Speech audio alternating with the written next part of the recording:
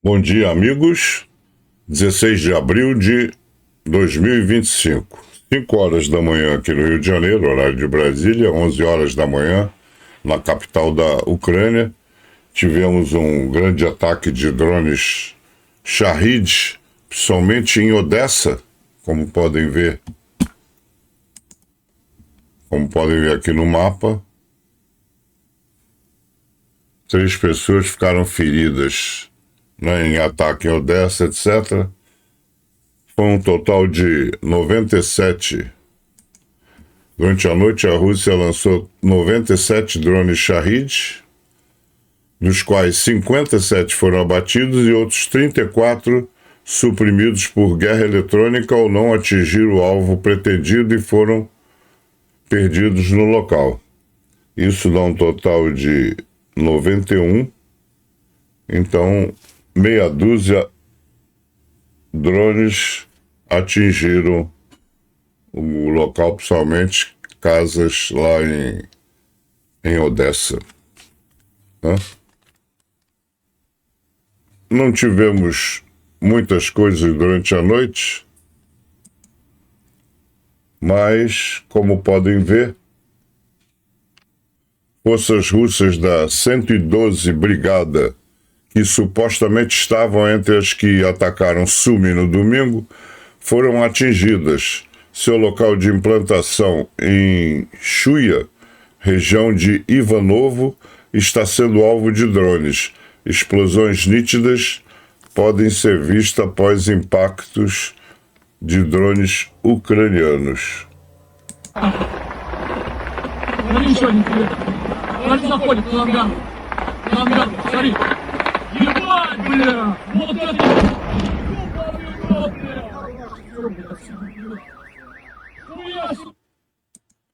E, em algumas bombas, eles escrevem: presente para 112 Brigada. Isso é por Sumi. Tá? Bom, dito isso, vamos às baixas. Foram apenas 1.050 soldados, né? Diminuiu bastante. 9 tanques, 13 blindados, mais peças de artilharia aumentaram. 87 peças de artilharia, 146 UAVs e 133 veículos de transporte de logística. Como eu disse, por causa da Raputícia, o degelo forma umas lamas pegajosas e é difícil para qualquer tipo de viatura, seja com esteira, seja com roda, tudo atola e é difícil desatolar porque quem vai desatolar também atola, né? Então, em algumas regiões estão usando burros, né, jumentos, que com sacrifício conseguem passar. Ou então, pessoas a pé. A coisa não está fácil também para quem ataca, tá? Vamos para a galeria de membros, em seguida ver as notícias que foram separadas para o dia de hoje.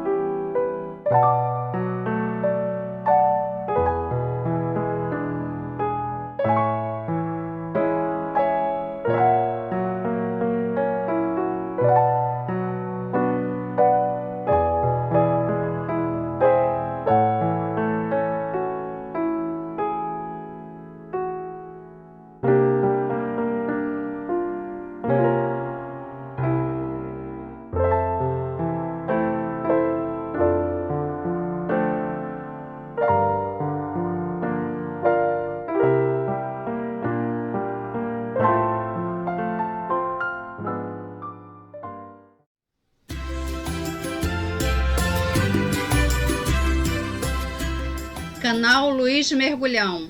Um canal só é tão bom quanto as verdades que diz.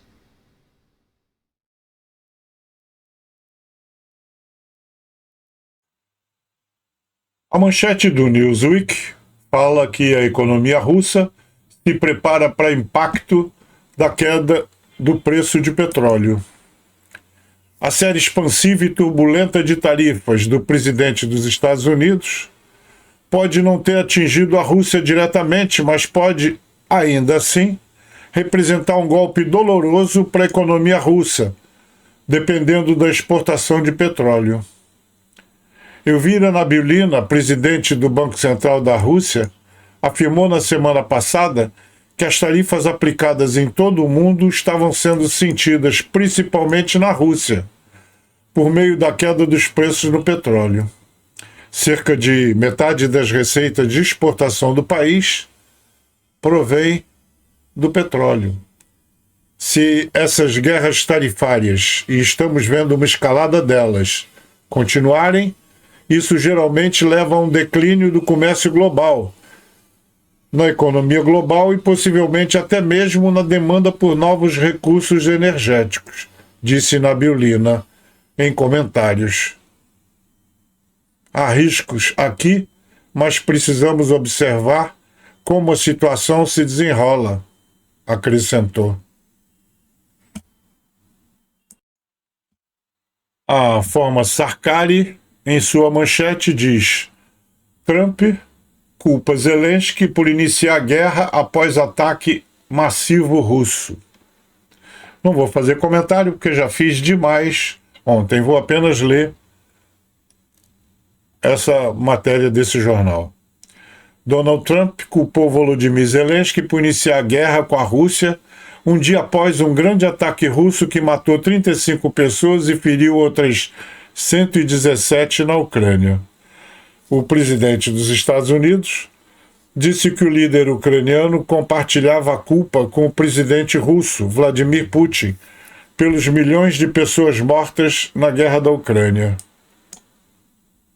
Você não começa uma guerra contra alguém 20 vezes maior. Eu não vou ler mais essas besteiras porque já foram ditas ontem. Esse cara é um idiota e vocês sabem mais do que eu disso. Vamos a seguir. Já o RBC Ucrânia disse: mais de 100 drones atacam Kursk russo. Detalhes. Isso foi ontem, tá? Drones desconhecidos atacaram a cidade russa de Kursk na noite de terça-feira, 15 de abril. Pô, desconhecidos de quem? Mas tudo bem, vamos continuar lendo.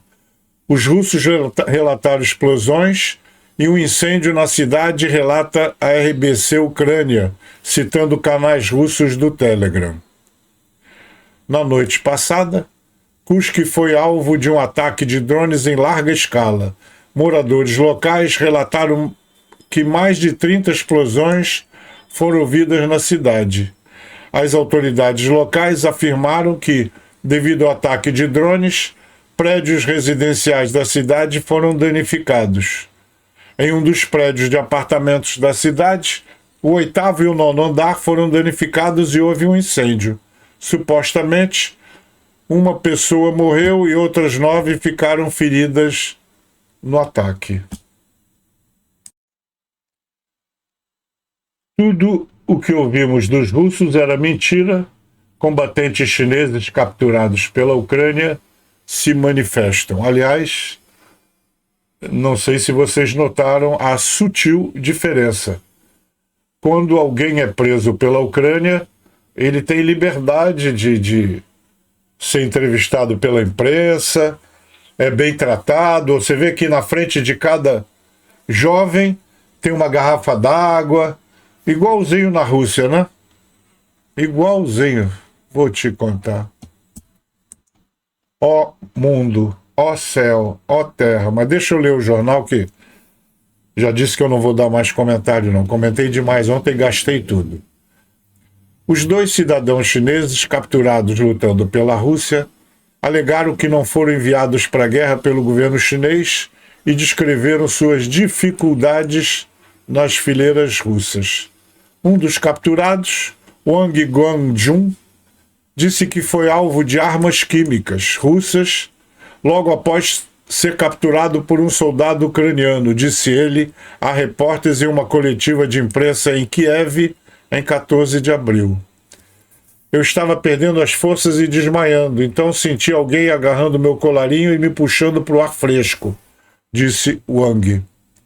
Segundo Wang, após ser capturado pelas tropas ucranianas, ele se viu em um abrigo com um soldado ucraniano, abrigando-se durante um ataque russo.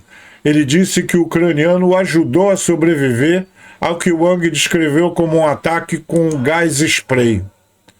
Os soldados ucranianos nos protegeram e nos trataram bem esse tempo todo, acrescentou.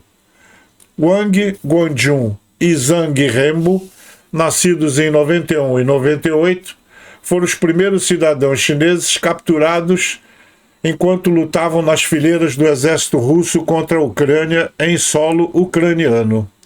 A captura foi anunciada pelo presidente Volodymyr Zelensky no início de abril. Em 11 de abril, Zelensky afirmou que pelo menos várias centenas de cidadãos chineses estavam lutando ao lado da Rússia na Ucrânia. Dias depois, os dois foram levados para uma entrevista coletiva. Os dois falavam chinês. Suas respostas foram traduzidas para o ucraniano por um tradutor fornecido pelo governo. O Kyiv Independent não conseguiu verificar as alegações nem a exatidão da tradução. Wang disse que estava na China, navegando pelo TikTok, quando viu um anúncio para se alistar no exército russo. Depois de perder o emprego no verão passado, ele se interessou pela oferta, especialmente porque, segundo ele, o serviço militar é visto como prestigioso na China. Um recrutador que Wang contactou lhe disse que um recruta chinês poderia ganhar de 200 mil a 250 mil rublos russos, 2 mil a 3 mil dólares, por mês no exército russo, o que é mais alto do que o salário médio na China. O recrutador também prometeu cobrir sua viagem à Rússia e ajudá-la a obter os documentos necessários de acordo com Wang. Mas isso não se concretizou, disse ele. Mais tarde, disse ele, os russos confiscaram seu cartão bancário e seu telefone para que Wang não pudesse administrar o dinheiro que estava ganhando. Vou te contar, o russo é uma máfia, né? Roubaram o cartão do banco do jovem, vou te contar. Kremlin diz que a Alemanha corre o risco de escalada se enviar mísseis Taurus à Ucrânia. Olha que beleza o Taurus, ó. O Kremlin criticou o futuro chanceler alemão, Friedrich Merz, na segunda-feira, por comentários sugerindo que a Alemanha poderia enviar mísseis de longo alcance Taurus para a Ucrânia. Merz, líder da União Democrática Cristã, CDU, de centro-direita, foi questionado pela emissora pública alemã ARD se forneceria mísseis Taurus a Kiev, e disse que consideraria a possibilidade caso fizesse parte de um pacote mais amplo de apoio acordado com aliados europeus. Isso deve ser acordado em conjunto, e se for acordado, a Alemanha deve participar, disse Merz no domingo. Ele deve assumir o cargo no próximo mês. A Alemanha tem sido um dos principais apoiadores militares da Ucrânia, concedendo cerca de 7 bilhões de euros em assistência militar somente em 2024, segundo dados do governo. Mas, apesar dos repetidos pedidos de Kiev, Berlim nunca forneceu mísseis Taurus, que têm um alcance de mais de 400 quilômetros.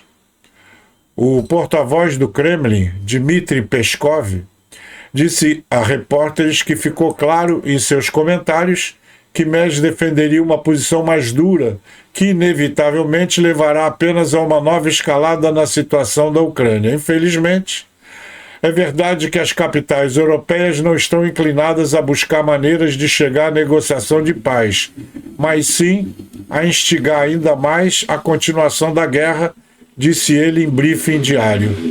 O chanceler cessante do Partido Social Democrata, o Olaf Scholz, havia descartado o envio dos mísseis para Kiev, como todos nós nos lembramos bem. Tanto os Estados Unidos quanto o Reino Unido forneceram mísseis de longo alcance para a Ucrânia. A Alemanha e Suécia fabricam em conjunto o míssil Taurus, que custa aproximadamente 1 milhão de euros cada. O poderoso míssil de alta tecnologia pesa 1.400 quilos e é lançado de um caça-jato. Ele foi projetado para atingir sistemas de bunkers, centros de comando e controle, portos e pontes inimigas. Olha aí, ponte de Kerch. Na entrevista, Ardmess disse também que a Ucrânia precisava partir para a ofensiva contra a Rússia e sugeriu que destruir a ponte de Kerch, que liga a Rússia à Crimeia, deveria ser um objetivo. Show de bola, né?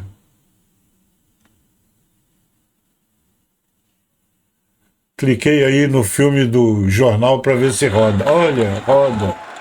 Germany's Chancellor in waiting, Friedrich Merz, demonstrated Poland's openness to back Kiev with long-range Taurus missiles. In an interview for German channel ARD, Merz indicated that Taurus missiles could be utilized to target Russian military infrastructure in occupied Crimea. É bonito, hein? Our European partners are already supplying cruise missiles. If it's coordinated, then Germany should participate in it. The development follows a Russian missile attack in Ukraine's Sumy, which killed 34 people, an event Merz referred. Vou parar, vai começar a mostrar morte, eu paro. Mas olha, o bicho é bonito, hein? E eu gostei da pronúncia britânica, fleugmática desse Merz. E esse Merz é macho, hein? Não é igual ao outro, não. Pena que ainda temos que esperar. Ah, também? Um mês está logo aí, né? Mais 15 dias. Autoridades da União Europeia apoiam mísseis Taurus para a Ucrânia, apesar das ameaças de Kremlin. Olha, que show! Show de bola! O avançado Taurus KEPD-350 é um sistema modular de mísseis standoff, segundo a Saab. Olha, Saab, que fabrica o nosso Gripen brasileiro aqui. Vários ministros das Relações Exteriores europeus expressaram apoio à proposta de Friedrich Merz, presidente da União Democrática Cristã e novo chanceler alemão, de fornecer mísseis de cruzeiro de longo alcance Taurus da Alemanha à Ucrânia. A questão foi discutida durante uma reunião de ministros das Relações Exteriores da União Europeia em Luxemburgo, em 14 de abril, segundo a DW. Autoridades destacaram a urgência de fortalecer as capacidades defensivas da Ucrânia em meio aos ataques russos em andamento. Eu sempre disse que faria isso, concordaria em fornecer mísseis Taurus à Ucrânia, mas somente com o consentimento dos parceiros europeus, disse Friedrich Merz.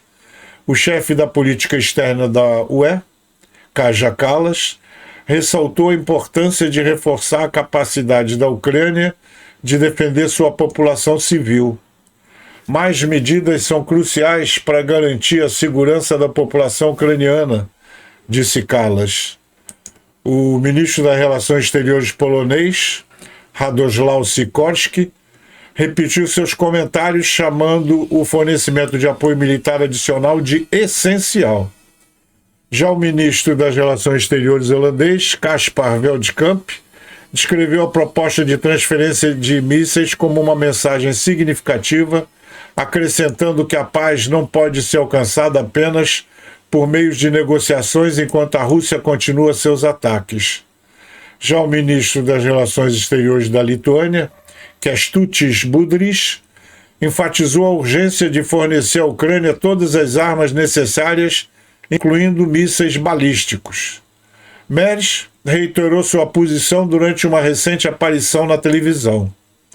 Ele afirmou que, se eleito, autorizaria o envio de mísseis Taurus para ajudar a Ucrânia a mudar de uma postura puramente defensiva para uma estratégia mais ofensiva. Mas argumentou que Berlim deve alinhar sua assistência militar com a de aliados importantes, incluindo os Estados Unidos, a França e o Reino Unido, que já forneceram armas de longo alcance. O Kremlin respondeu em 14 de abril, alertando que qualquer entrega de mísseis Taurus à Ucrânia seria visto como uma provocação. O porta-voz do Kremlin, Dmitry Peskov, segundo o jornal português, disse, a julgar pelas declarações do seu Meres, mas isso é besteirada, o que o Peskov diz não se interessa. Que bom que o Meres é mais macho do que o Scholz. Então vamos aguardar mais alguns dias.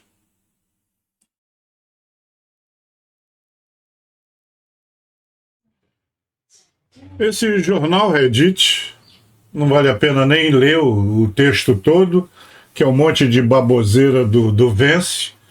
Vence acusa Zelensky de críticas absurdas por estar do lado da Rússia. Tá, o próprio título já explica tudo. Como Vence é amigo do Putin, então qualquer coisa que o Zelensky diga é crítica absurda, né? Quiseram votar no G7 contra a Rússia por causa do ataque nas crianças lá em Sumi, não sei o que lá, e adivinha quem bloqueou? Estados Unidos. Estados Unidos bloquearam a sanção lá, o voto lá, não sei o que. Quer dizer, não tem jeito, quer dizer, Estados Unidos do lado da Rússia contra o mundo. Plano da União Europeia para acabar com importações de petróleo e gás da Rússia deve ser divulgado em maio. Aí tem um resumo do jornal, né? Resumo: União Europeia prometeu abandonar os combustíveis fósseis até 2027. Roteiro para eliminação gradual adiado inicialmente previsto para o mês passado. E a Europa deve procurar fornecimentos alternativos. E aí tem o resto da matéria. A Comissão Europeia anunciará uma estratégia mais detalhada para eliminar gradualmente as importações de petróleo e gás da Rússia no mês que vem, informou a empresa na segunda-feira após adiar o plano 2 vezes. A União Europeia prometeu abandonar os combustíveis fósseis até 2027. Os fósseis russos, em resposta à invasão da Ucrânia por Moscou em 22. Mas a comissão adiou a publicação do seu roteiro sobre como fazê-lo. O plano deveria ter sido apresentado inicialmente no mês passado, ou seja, tem sempre um país europeu enrolando para continuar comprando petróleo barato da Rússia. Aí é complicado, né? Aí é complicado.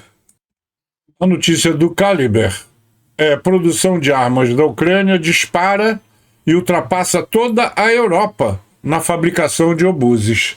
Olha que show, hein? O CEO do Conselho Ucraniano da Indústria de Defesa, Yor Fedirko, anunciou que a Ucrânia está aumentando rapidamente sua produção de armas, fabricando agora mais obuses do que todos os outros países europeus juntos. Estamos a produzir mais obuses do que toda a Europa junta, afirmou Fedirko, destacando a crescente capacidade da Ucrânia de fornecer aos seus militares artilharia produzida internamente. A declaração ocorre em meio aos esforços contínuos para fortalecer as capacidades de defesa da Ucrânia diante dos conflitos em curso. O aumento da produção nacional de armas reflete a determinação da Ucrânia em reduzir sua dependência de armas estrangeiras e desenvolver sua própria indústria de defesa. A capacidade do país de produzir um volume tão alto de obuses, uma peça essencial de artilharia usada na guerra moderna, representa um marco significativo em sua estratégia de defesa. A iniciativa da Ucrânia de aumentar a produção de armas ocorre em um momento em que muitas nações europeias estão focadas em apoiar a Ucrânia com ajuda militar, incluindo armas, treinamento e financiamento. Ao aumentar sua própria produção, a Ucrânia está fortalecendo sua autossuficiência e garantindo um fornecimento constante de equipamento militar essencial para suas forças. Os comentários de Fedirko ressaltam o progresso impressionante feito pela indústria de defesa da Ucrânia, que foi significativamente reforçada tanto por investimentos estatais quanto por parcerias internacionais desde o início do conflito. Com a demanda contínua por armamento avançado, espera-se que a capacidade de fabricação da Ucrânia cresça ainda mais, posicionando o país como um ator-chave na produção de defesa europeia.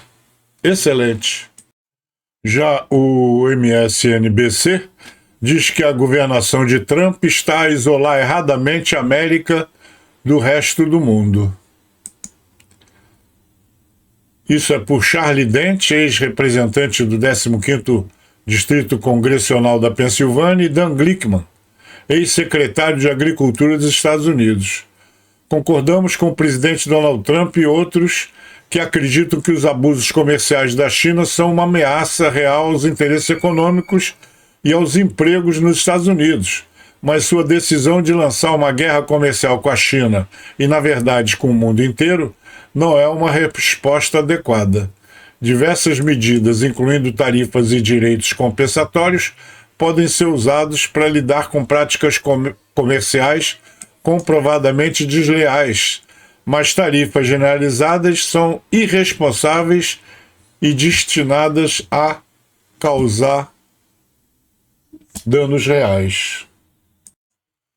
Os russos atacaram as posições ucranianas de frente e perderam tudo.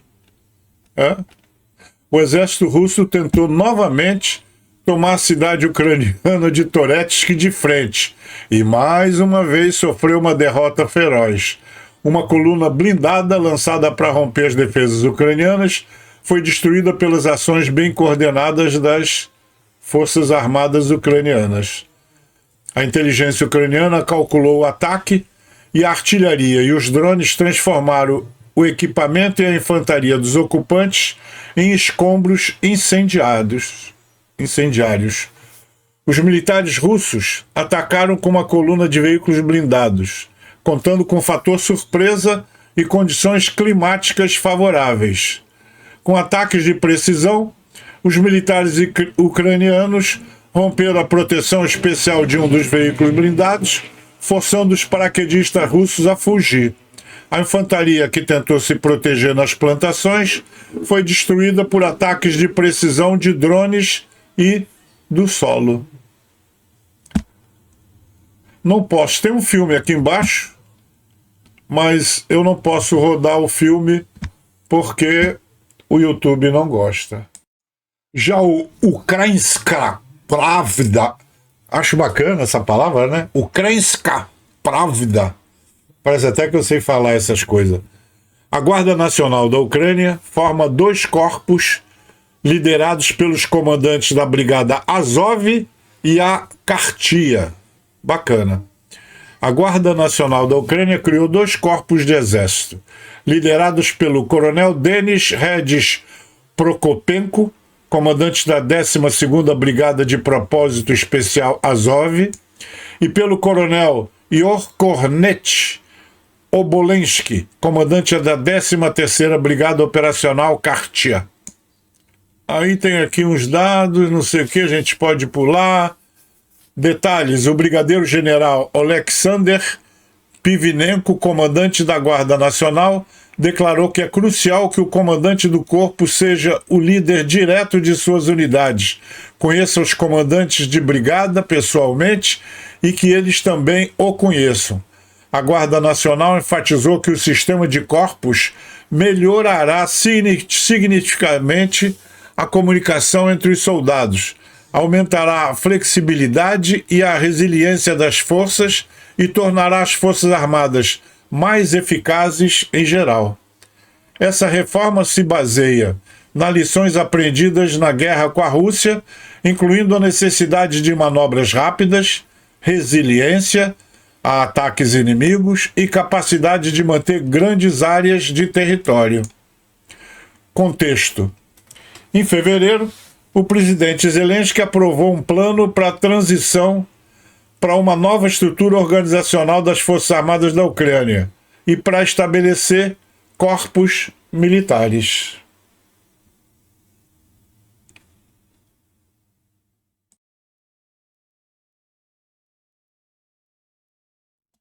E assim, chegamos ao final de mais esta edição que esperamos tenha gostado. Hoje, quero parar um instante e expressar minha imensa gratidão a cada um dos 111 mil inscritos no canal.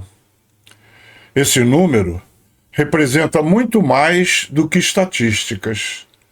Representa uma comunidade inteira que se reúne em torno da informação, do respeito e da vontade de entender melhor esse mundo em que vivemos. Agradeço de forma especial aos membros que apoiam financeiramente o canal e aos que colaboram com matérias, sugestões e conteúdo. Cada gesto de apoio, cada contribuição, por menor que pareça, faz uma enorme diferença.